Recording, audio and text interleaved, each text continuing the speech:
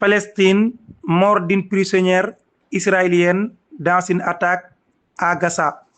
kon ñi ngi ci xabaar bitim réew. brigade al-Qassam di wànqaas biir wàllum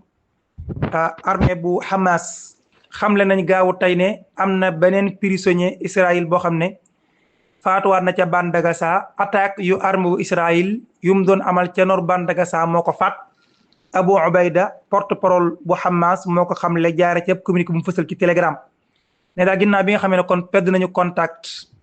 mat na ay semaine boobaak léegi ak ay combattants yoo xam ne ñoom la ñu chargé ñu protéger lenn ci ñi nga xam ne kon ñoo di prisonnier yi ñu teg loxo ci waa Israël nañu daal kon am na kenn ci prisonniers yi koo xam ne daal moom daal dinay ñàkk bakkanam Israël ñoo ko daal di faat ñoo ko faat ci agression yi nga xam ne kon def nañ ko fële ci nord bande de Gaza loolu la Abu Ubayda xamle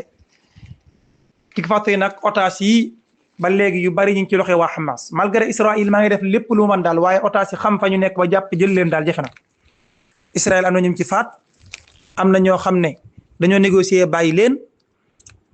waaye daal ñenn ñi ci loxo waa Hamas am na ñoo xam ne sax seen ay néew ba léegi mi ngi ci loxo waa Hamas ba léegi mi ngi ci seen ay loxo ñu téye leen jébbale wuñu leen waaye daal xam leen ne kon am na keneen ko xam ne ñu faatu na li nga xam ne nekk na ci loxo Hamas fi mu ne nii ci prisonniers yi ëpp na fukk ëpp na 100 de ëpp na téeméer lim bu takk ba léegi mi ngi ci loxo waa Hamas ñu téye leen